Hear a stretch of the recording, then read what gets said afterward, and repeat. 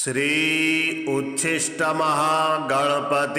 स्तोत्रम्।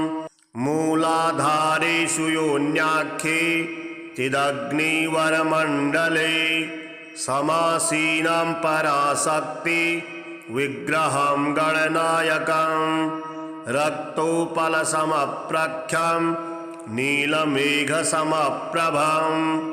रत्नप्रभालसद्दीप्त मुकुटाञ्चितमस्तकं करुणारससुधाधारस्त्रयवदक्षित्रयान्वितम् अक्षिकुक्षिमहावक्षः गण्डसूकादिभूषणं पाशाङ्कुशेक्षुकोदण्ड पञ्चबाणलसत्करं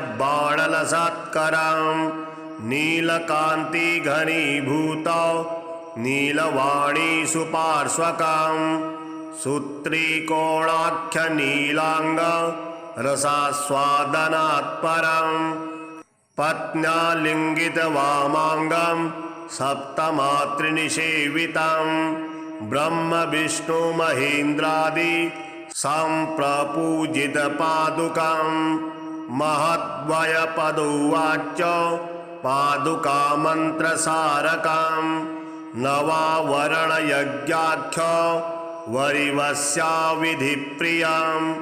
पञ्चवरणयज्ञाख्य विधि सम्पूज्य पादुकाम् अखण्डकोटिब्रह्माण्ड मण्डलीश्वरमव्ययम् रदनाक्षरसम्पूर्ण मन्त्रराजस्वरूपिणम् गिरिब्राहृति वर्णात्म मन्त्रतत्त्वप्रदर्शकम् अरुणारुणतनुच्छाय महाकामकलात्मकं महागोप्यमहाविद्या प्रकाशितकलेवरं चिच्छिवं चिद्भवं शान्तं त्रिगुणादिविवर्जितम् अष्टोत्तरशतविलिख्य कलन्यासविधिप्रियं चिदाकारमहाद्वीप मध्यवाससुविग्रहम् चिदब्धिमथनोत्पन्न चित्सारघनविग्रहं वाचाम गोचरं शान्तं शुद्धचैतन्यरूपिणं ऋणहर्ता गणेशस्तोत्रम् कैलासपर्वते रम्ये शम्भुं चन्द्रार्धशेखरं षडाम्नाय समायुक्तं पप्रच्छनग्कन्यका पार्वत्युवाच देवीश परमेशान सर्वशास्त्रार्थपारग उपायं ऋणनाशस्य कृपया वद साम्प्रतं श्रीशिवः सम्यक् पृष्टं त्वया भद्रे लोकानां हितकाम्यया तत्सर्वं सम्प्रवक्ष्यामि सावधानावधारय। ॐ अस्य श्री ऋणहर महागणपति स्तोत्रस्य सदाशिवऋषिः अनुष्टुप् छन्दः श्री ऋणहर महागणपतिर्देवता ग्लौं बीजं गः शक्तिः गौं कीलकं मम ऋणनाशने जपे विनियोगः ध्यानं सिन्दूरवर्णं द्विभुजं गणेशं लम्बोदरं पद्मदले निविष्टं ब्रह्मादिदेवैः परिसेव्यमानं सिद्धैर्युतं तं प्रणमामि देवं सृष्टादौ ब्रह्मणा सम्यक् पूजितः फलसिद्धये सदैव पार्वतीपुत्रः ऋणनाशं करोतु मे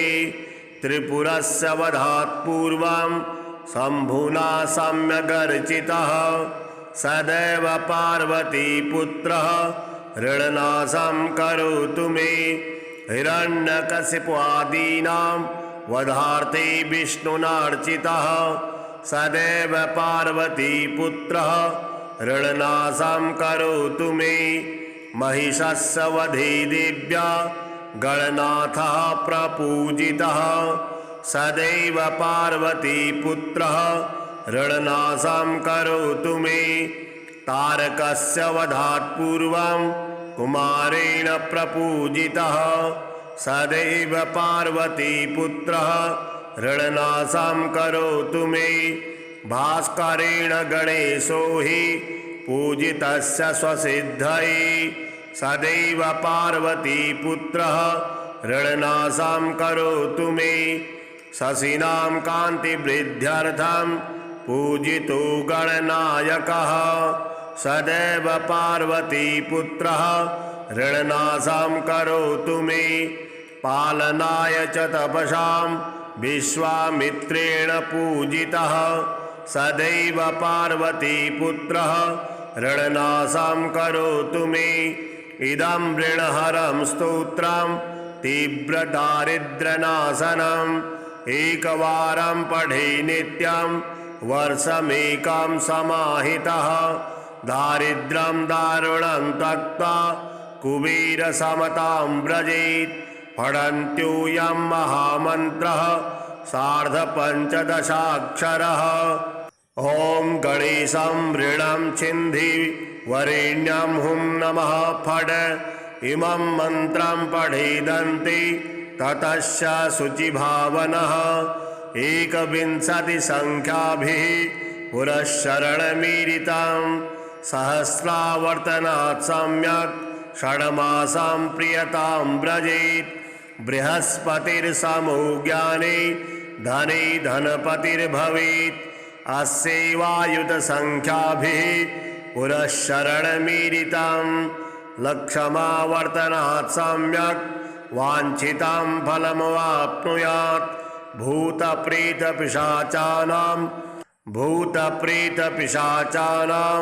नाशनं स्मृतिमात्रतः।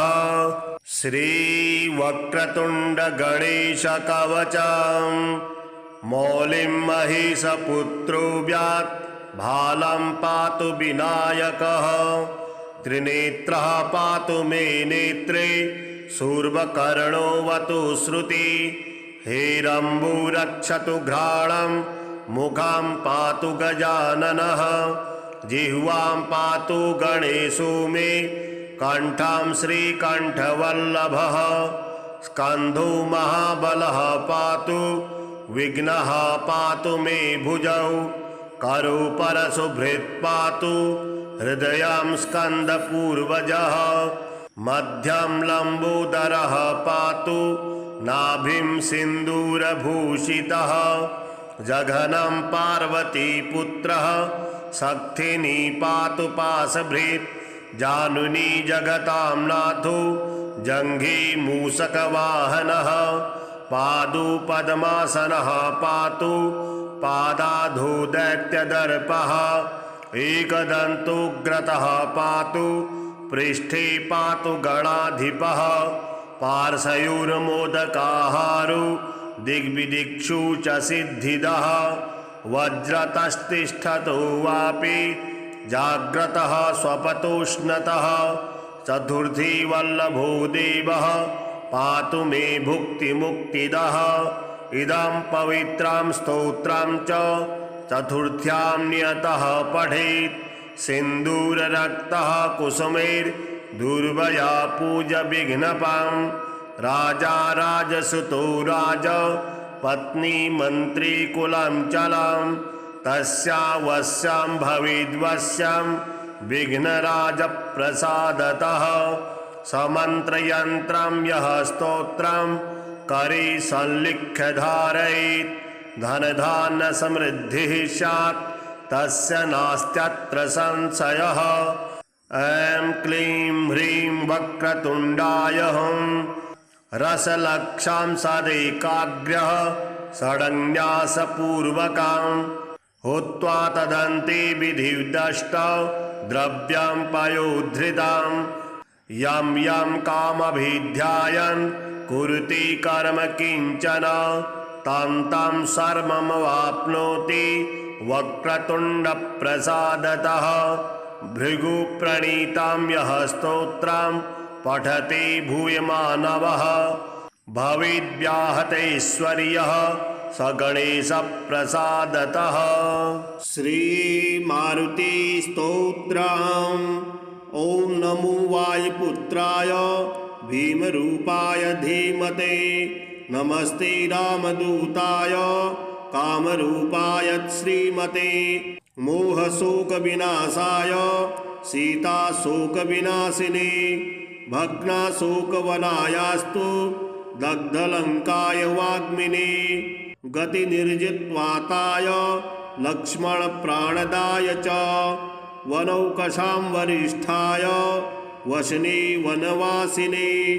तत्त्वज्ञानसुधासिन्धु निमग्नाय महीयसे। आञ्जनेयाय शूराय सुग्रीवसचिवाय ते। जन्ममृत्युभयज्ञाय सर्वक्लेशहराय च। नेदिष्ठाय प्रेतभूत पिशाचभयहारिणे। यातनानाशनायास्तु नमो मर्कटरूपिणे। यक्षराक्षसशार्दूल सर्ववृश्चिकभृहृते। महाबलाय वीराय चिरञ्जीविन उद्धृते। हारणे वज्रदेहाय चोल्लङ्घितमहाब्धये। बलिनामग्रगण्याय नमो नः पाहि मारुते। लाभदोषे त्वमेवासु हनुमन् राक्षसान्तक। यशो जयं च मे देहि शत्रून्नाशय नाशय। स्वाश्रिता नाम भयदम्य एवं स्तौति मारुतिं। हानिः कुतो भवेत् तस्य सर्वत्र विजयी भवेत्। मूलाधारेषु योन्याख्ये चिदग्निवरमण्डले। समासीनं पराशक्ति विग्रहं गणनायकं। रक्तोपलसमप्रख्यं नीलमेघसमप्रभं। रत्नप्रभालसद्दीप्त मुकुटाञ्चितमस्तकं। करुणारससुधाधारस्त्रयवदक्षित्रयान्वितम्। अक्षिकुक्षिमहावक्षः गण्डसूकादिभूषणम्। पाशाङ्कुशेक्षुकोदण्ड पञ्चबाणलसत्करम्। नीलकान्तिघनीभूत नीलवाणीसुपार्श्वकम्। सूत्रीकोणाख्यनीलाङ्ग रसास्वादनात्परम्। पत्न्यालिङ्गितवामाङ्गं सप्तमातृनिषेवितम्। ब्रह्मविष्णुमहेन्द्रादि सम्प्रपूजितपादुकम्। महद्वयपदुवाच पादुकामन्त्रसारकम्। नवावरणयज्ञाख्य वरिवस्याविधिप्रियम्। पञ्चवरणयज्ञाख्य विधिसम्पूज्य पादुकाम्। अखण्डकोटिब्रह्माण्ड मण्डलीश्वरमव्ययम्। रदनाक्षरसम्पूर्ण मन्त्रराजस्वरूपिणम्। गिरिव्याहृति वर्णात्म मन्त्रतत्त्वप्रदर्शकम्। अरुणारुणतनुच्छाय महाकामकलात्मकम्। महागोप्यमहाविद्या प्रकाशितकलेवरम्। चिच्छिवं चिद्भवं शान्तं त्रिगुणादिविवर्जितम्।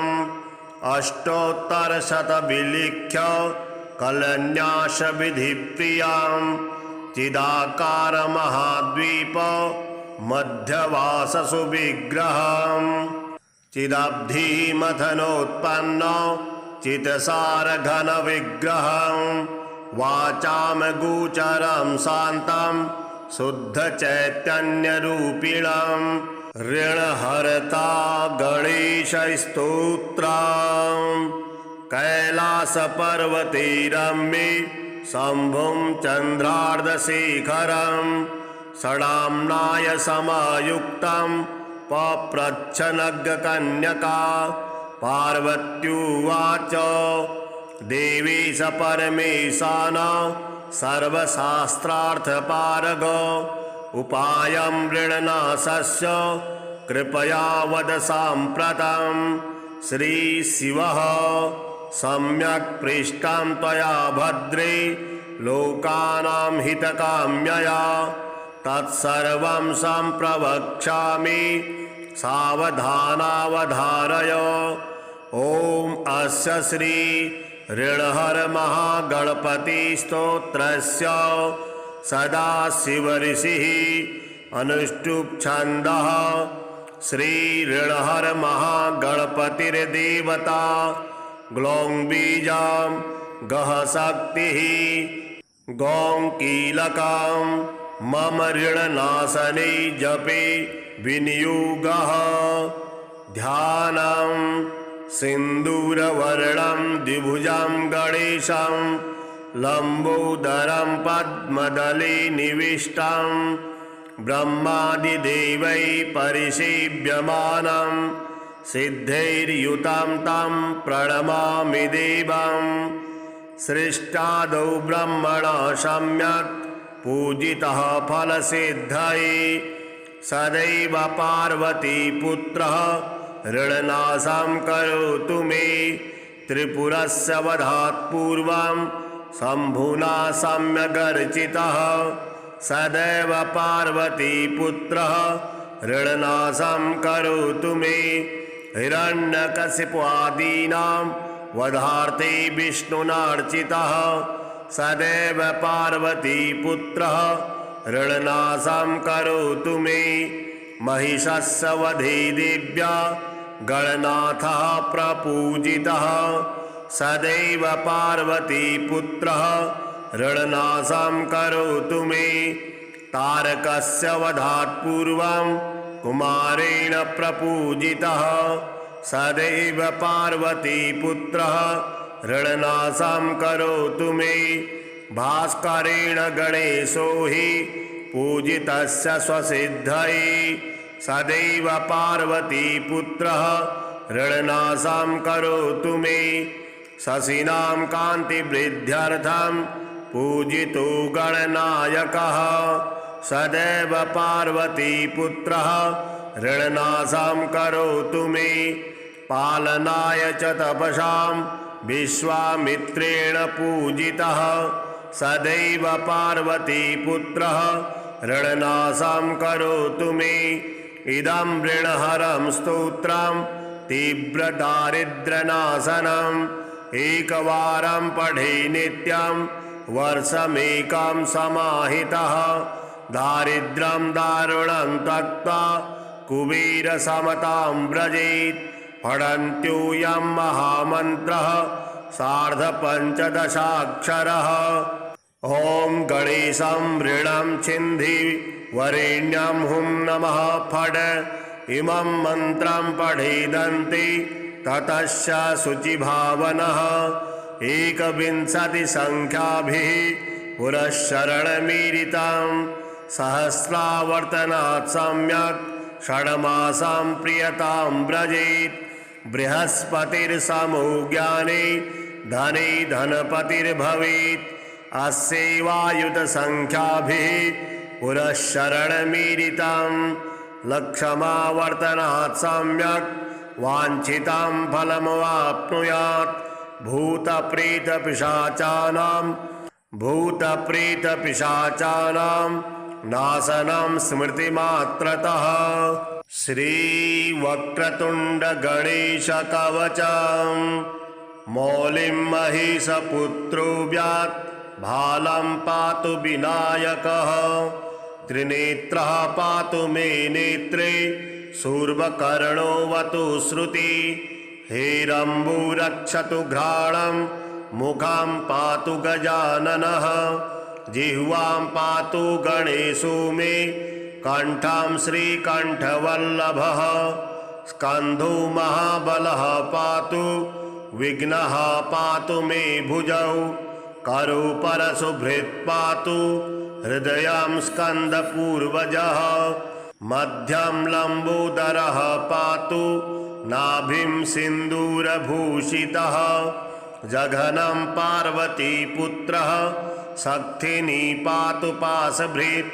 जानुनी जगतां नाथो जङ्घे मूषकवाहनः पादुपद्मासनः पातु पादाधो दैत्यदर्पः एकदन्तोग्रतः पातु पृष्ठे पातु गणाधिपः पार्श्वयोर्मोदकाहारो दिग्विदिक्षु च सिद्धिदः वज्रतस्तिष्ठतो वापि जाग्रतः स्वपतोष्णतः चतुर्थी वल्लभो देवः पातु मे भुक्तिमुक्तिदः इदं पवित्रं स्तोत्रं च चतुर्थ्यां नियतः पठेत् सिन्दूररक्तः कुसुमैर्दुर्वया पूज विघ्नपां राजा राजसुतो राज पत्नी मन्त्री कुलं चलं तस्यावश्यं भवेद्वश्यं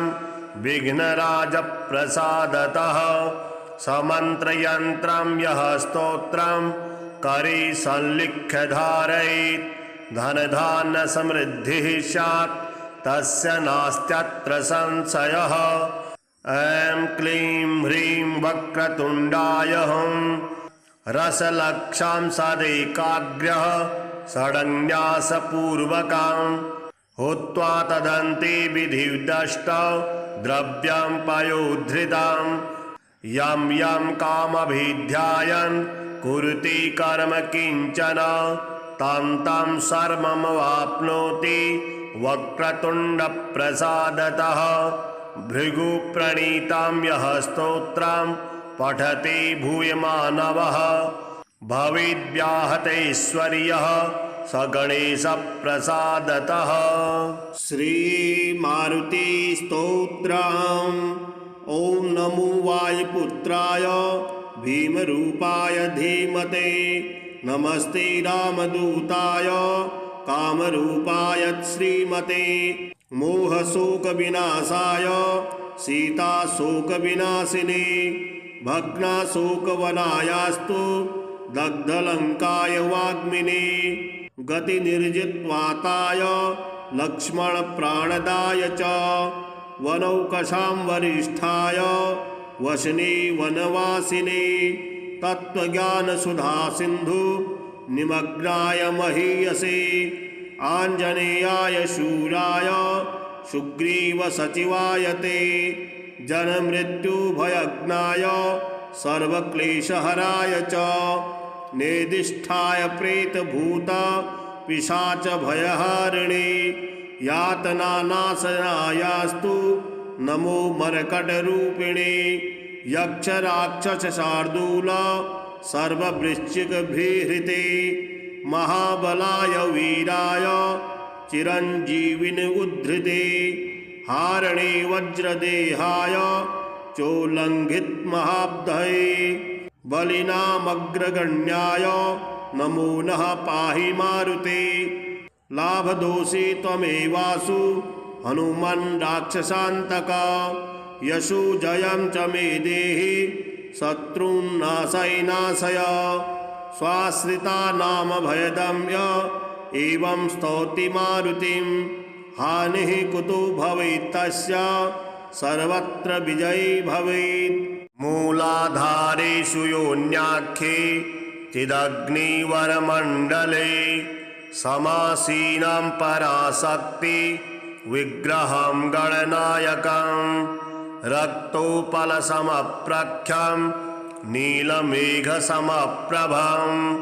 रत्नप्रभालसद्दीप्त मुकुटाञ्चितमस्तकं करुणारससुधाधारस्त्रयवदक्षित्रयान्वितम् अक्षिकुक्षिमहावक्षः गण्डसूकादिभूषणं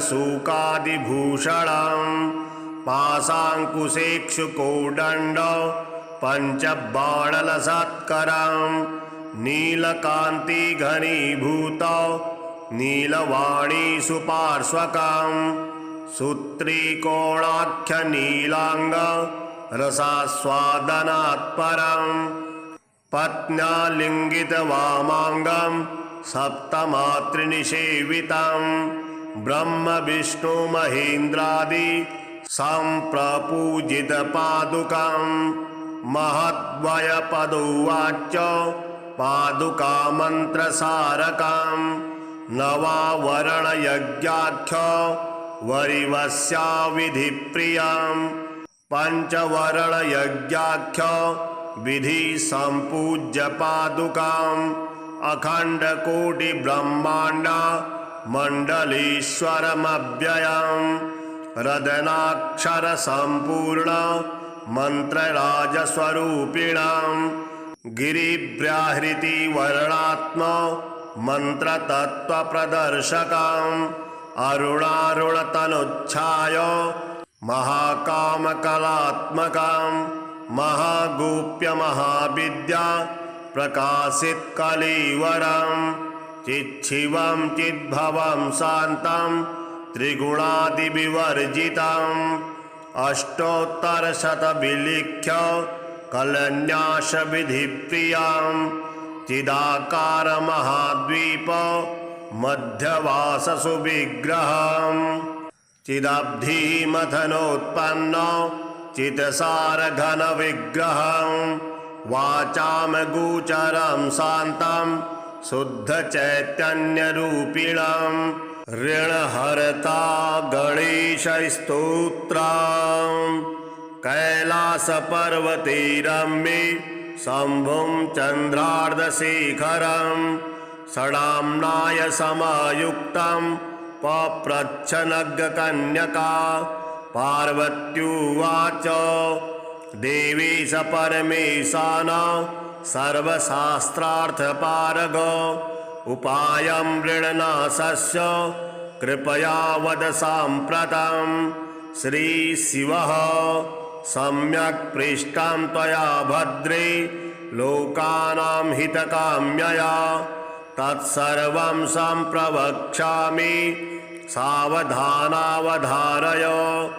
ॐ अस्य श्री ऋणहर महागणपति स्तोत्रस्य सदाशिवऋषिः अनुष्टुप् छन्दः श्री ऋणहर महागणपतिर्देवता ग्लौं बीजां गः शक्तिः गौं कीलकां मम ऋणनाशने जपे विनियोगः ध्यानं सिन्दूरवर्णं द्विभुजं गणेशं लम्बोदरं पद्मदले निविष्टं ब्रह्मादिदेवैः परिसेव्यमानं सिद्धैर्युतं तं प्रणमामि देवं सृष्टादौ ब्रह्मणा सम्यक् पूजितः फलसिद्धये सदैव पार्वतीपुत्रः ऋणनाशं करोतु मे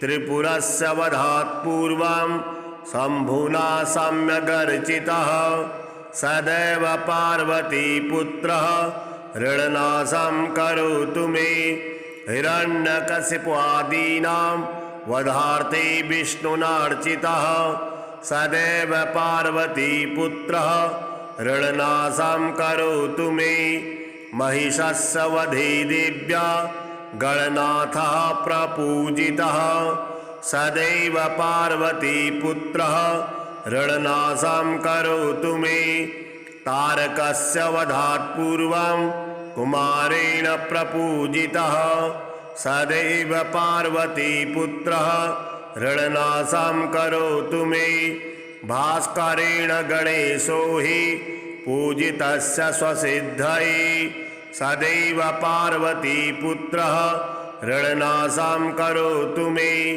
शशिनां कान्तिवृद्ध्यर्थं पूजितो गणनायकः सदैव पार्वतीपुत्रः ऋणनाशं करोतु मे पालनाय च तपसां विश्वामित्रेण पूजितः सदैव पार्वतीपुत्रः ऋणनाशं करोतु मे इदं ऋणहरं स्तोत्रं तीव्रदारिद्र्यनाशनम् एकवारं पठे नित्यं वर्षमेकं समाहितः दारिद्र्यं दारुणं त्यक्त्वा कुबेरसमतां व्रजेत् पठन्त्योऽयं महामन्त्रः सार्धपञ्चदशाक्षरः।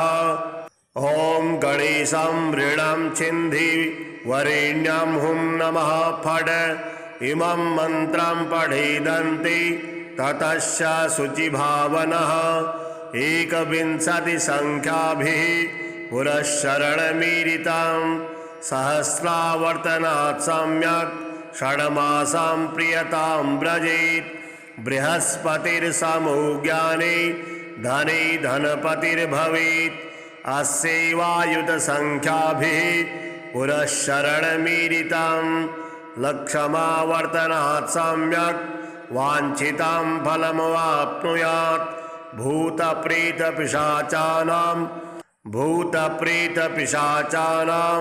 नाशनं स्मृतिमात्रतः। श्रीवक्रतुण्डगणेशकवचं मौलिं महिषपुत्रो व्यात् भालं पातु विनायकः। त्रिनेत्रः पातु मे नेत्रे शूर्पकर्णोऽवतु श्रुति। हेरम्बो रक्षतु घ्राणं मुखं पातु गजाननः। जिह्वां पातु गणेशो मे कण्ठं श्रीकण्ठवल्लभः। स्कन्धो महाबलः पातु विघ्नः पातु मे भुजौ। करो परशुभृत् पातु हृदयं स्कन्दपूर्वजः। मध्यं लम्बोदरः पातु नाभिं सिन्दूरभूषितः। जघनं पार्वतीपुत्रः शक्तिनी पातु पाशभृत्। जानुनी जगतां नाथो जङ्घे मूषकवाहनः। पादौ पद्मासनः पातु पादाधो दैत्यदर्पः। एकदन्तोग्रतः पातु पृष्ठे पातु गणाधिपः। पार्श्वयोर्मोदकाहारो दिग्विदिक्षु च सिद्धिदः। वज्रतस्तिष्ठतो वापि जाग्रतः स्वपतोष्णतः। चतुर्थी वल्लभो देवः पातु मे भुक्तिमुक्तिदः। इदं पवित्रं स्तोत्रं च चतुर्थ्यां नियतः पठेत्। सिन्दूररक्तः कुसुमैर्दुर्वया पूज विघ्नपां। राजा राजसुतो राज पत्नी मन्त्री कुलं चलं। तस्यावश्यं भवेद्वश्यं विघ्नराजप्रसादतः। समन्त्रयन्त्रं यः स्तोत्रं करे संलिख्य धारयेत्। धनधान्य समृद्धिः स्यात् तस्य नास्त्यत्र संशयः। ऐं क्लीं ह्रीं वक्रतुण्डाय हुं रसलक्षां सदैकाग्र्यः षडन्यासपूर्वकां। हुत्वा तदन्ते विधिदष्ट द्रव्यं पयोधृतां। यं यं कामभिध्यायन् कुरुते कर्म किञ्चन तं तं सर्वमवाप्नोति वक्रतुण्डप्रसादतः। भृगुप्रणीतं यः स्तोत्रं पठते भूयमानवः भवेद्व्याहतैश्वर्यः स गणेशप्रसादतः। श्रीमारुति स्तोत्रम्। ॐ नमो वायुपुत्राय भीमरूपाय धीमते। नमस्ते रामदूताय कामरूपाय श्रीमते। मोहशोकविनाशाय सीताशोकविनाशिने। भग्नाशोकवनायास्तु दग्धलङ्काय वाग्मिने। गतिनिर्जित्वाताय लक्ष्मणप्राणदाय च। वनौकशां वरिष्ठाय वसने वनवासिने। तत्त्वज्ञानसुधासिन्धु निमग्नाय महीयसे। आञ्जनेयाय शूराय सुग्रीवसचिवाय ते। जन्ममृत्युभयज्ञाय सर्वक्लेशहराय च। नेदिष्ठाय प्रेतभूत पिशाचभयहारिणे। यातनानाशनायास्तु नमो मर्कटरूपिणे। यक्षराक्षसशार्दूल सर्ववृश्चिकभीहृते।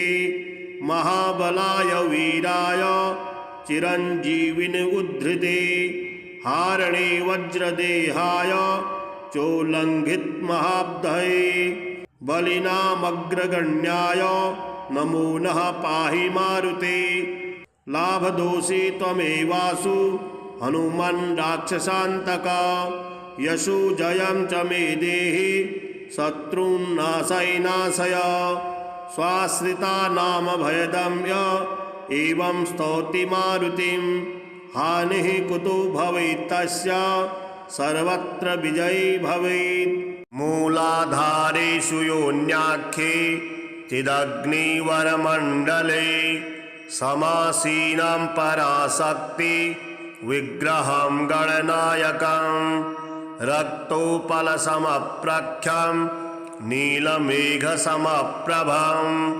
रत्नप्रभालसद्दीप्त मुकुटाञ्चितमस्तकं करुणारससुधाधारस्त्रयवदक्षित्रयान्वितम् अक्षिकुक्षिमहावक्षः गण्डसूकादिभूषणं पाशाङ्कुशेक्षुकोदण्ड पञ्चबाणलसत्करं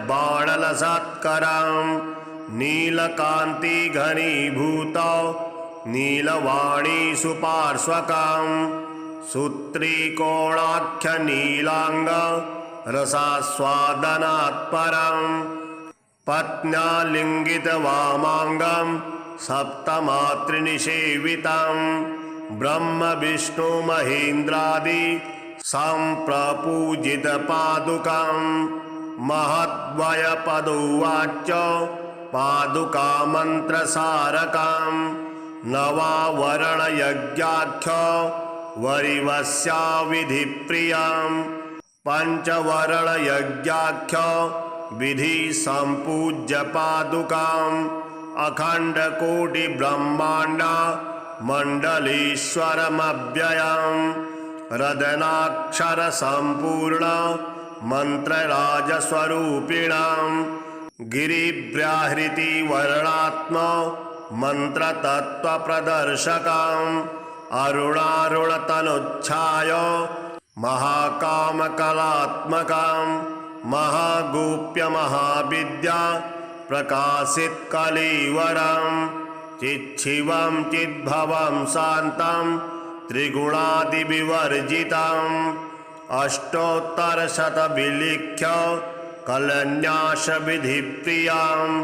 चिदाकारमहाद्वीप मध्यवाससुविग्रहं चिदब्धिमथनोत्पन्न चित्सारघनविग्रहं वाचां गोचरं शान्तं शुद्धचैतन्यरूपिणं ऋणहर्ता गणेशस्तोत्रं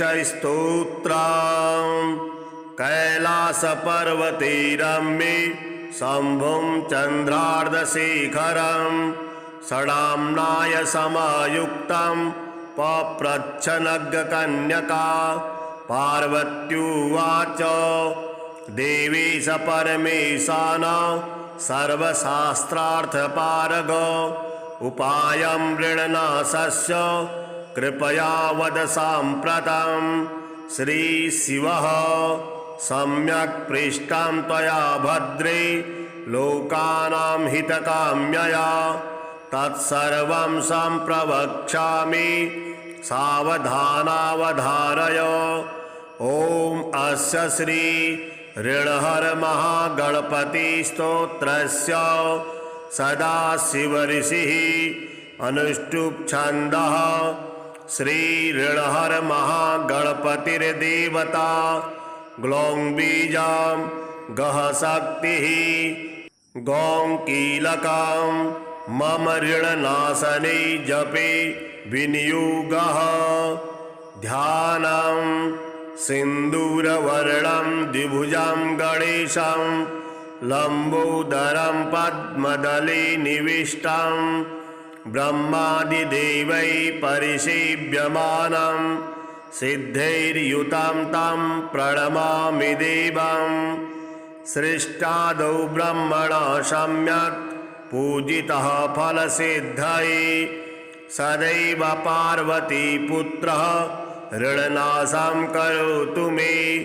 त्रिपुरस्य वधात् पूर्वं शम्भुना सम्यगर्चितः सदैव पार्वतीपुत्रः ऋणनाशं करोतु मे हिरण्यकशिपुआदीनां वधार्थे विष्णुनार्चितः सदैव पार्वतीपुत्रः ऋणनाशं करोतु मे महिषस्य वधे देव्या गणनाथः प्रपूजितः सदैव पार्वतीपुत्रः ऋणनाशं करोतु मे तारकस्य वधात् पूर्वं कुमारेण प्रपूजितः सदैव पार्वतीपुत्रः ऋणनाशं करोतु मे भास्करेण गणेशो हि पूजितस्य स्वसिद्धये सदैव पार्वतीपुत्रः ऋणनाशं करोतु मे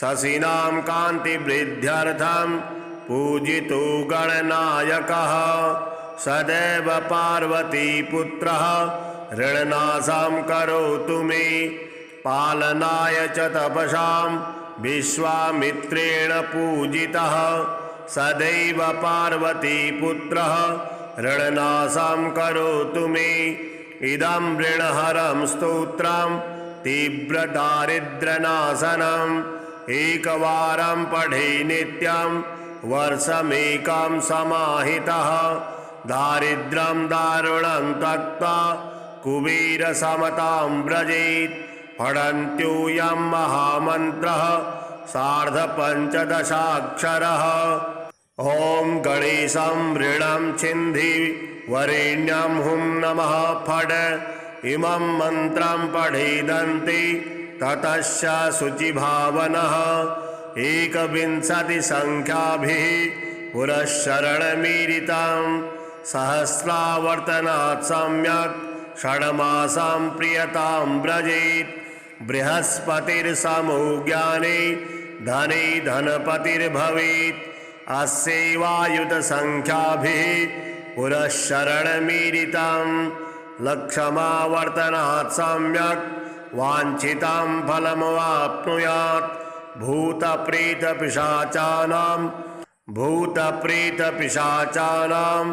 नाशनं स्मृतिमात्रतः श्रीवक्रतुण्डगणेशकवचं मौलिं महिषपुत्रो व्यात् भालं पातु विनायकः त्रिनेत्रः पातु मे नेत्रे शूर्पकर्णोऽवतु श्रुति हेरम्बो रक्षतु घ्राणं मुखं पातु गजाननः जिह्वां पातु गणेशो मे कण्ठं श्रीकण्ठवल्लभः स्कन्धो महाबलः पातु विघ्नः पातु मे भुजौ करो परशुभृत् पातु हृदयं स्कन्दपूर्वजः मध्यं लम्बोदरः पातु नाभिं सिन्दूरभूषितः जघनं पार्वतीपुत्रः शक्तिनी पातु पाशभृत्